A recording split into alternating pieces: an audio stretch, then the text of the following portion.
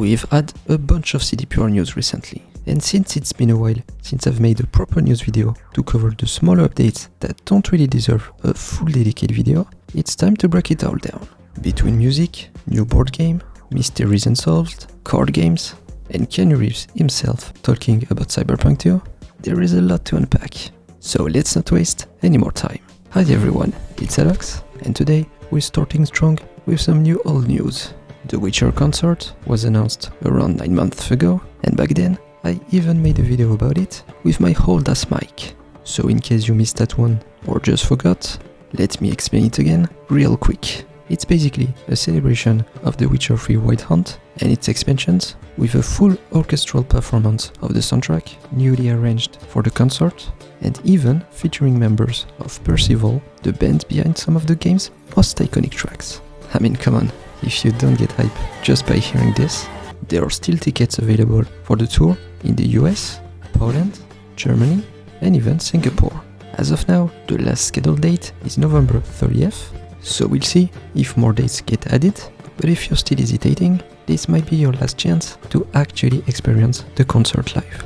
So here's something you might have missed. The Witcher Legacy was officially announced on July 31st as the very first Legacy-style board game set in the Witcher universe. It's a story-driven campaign where you play as Witchers, surviving the sacking of Kaer Morhen, trying to uncover who was really behind it. Now, this isn't just a regular release, it's a collaboration between CD Projekt Red and Go On Board, the team that already worked on other Witcher board games in the past. The crowdfunding campaign isn't open yet, but it's already gathered over 50,000 followers. By the way, if you follow the campaign on GameFound, you get an exclusive Gorgon monster as a bonus. The devs just dropped a new update on the project on September 23rd. They showed off the first real gameplay demo, confirmed you'll get 7 big campaign scenarios. They also said that the whole adventure runs about 30 hours. And if you're curious how it actually plays, there is a playthrough available on the Brothers Murph YouTube channel. They got early access to the prototype, so you can watch them run through a session and see the mechanics, the cards, and how the co-op narrative unfolds. They also confirmed it's fully canon with Sapkowski's books and CDPR's games, so we will see familiar faces alongside a fresh look at Kaer Morhen's downfall. So yeah, whether you're into Witcher lore, board games, or just want another excuse to sharpen both swords, Legacy looks like one to watch. But it's not the only crowdfunding that we need to look at. Back in my latest update video of news regarding CDPR, I talked about the announcement of these new card games, Cyberpunk Legends Into the Night. This one's being made by Night Crew Games in collaboration with CD Projekt, and the idea is to capture that RPG feel of Cyberpunk, narrative choices, character growth, and tough decisions, but in a format that's quick to set up. No game master needed, just grab the box and start playing. And well, on the 23rd, the Kickstarter officially went live. What's even more impressive is that it's already blown past its initial funding goal, so things are looking pretty positive for the project. Just keep in mind, a successful Kickstarter doesn't mean the game will be out anytime soon. Big board game like this take a long time to produce, so we'll probably be waiting at least a year, maybe more, before we actually get it in our hands. You'll be able to play one-off runs or link scenarios together into a bigger narrative arc, and your choices will actually shape how the story unfolds. We're talking over 300 cards, plus 3 scenario decks that guide the story. You've got story, encounter, and obstacle decks. You'll pick from 4 iconic roles: Nomad, Netrunner, Solo, or Rocker, each with their own cards and playstyle. And yes, some familiar faces show up too, like Johnny Silverhand and Hal Cunningham in their early days. So, if you're interested in this project, don't hesitate to support it. As always, all the links for the different topics in this video will be down in the description. Now, onto the company side of things. CD Projekt Red is not just talking big, they are hiring big. In their H1 2025 earnings report, they revealed some really interesting numbers. The Witcher 4 team went from 422 developers in April to 444 by July. Meanwhile, Cyberpunk 2 grew from 96 devs to 116 in the same period.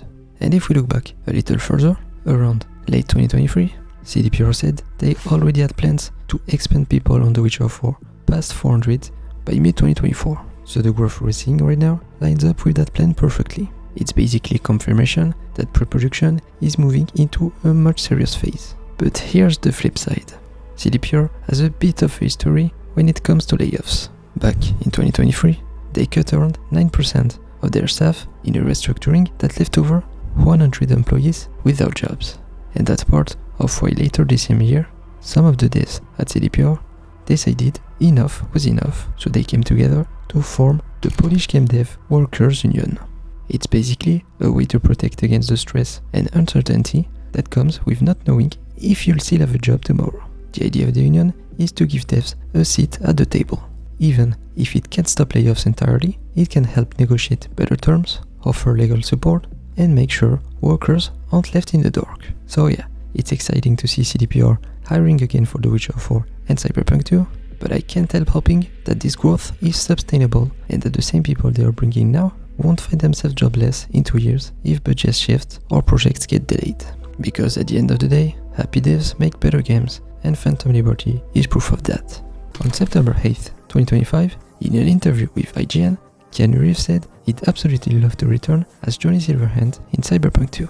As you may know, Cyberpunk 2077 has multiple endings, and in some of them, Johnny's story is basically done. So bringing him back isn't straightforward. Maybe we'll get flashbacks, an Engram cameo, or maybe CDPR chooses one canon ending to build on. Either way, having Reeves even want to return just show how much he loved this character. But personally, I think Johnny's arc is complete, and forcing him back could actually weaken the story. That said, I wouldn't mind seeing Keanu return maybe in a small cameo, or even in a completely different role.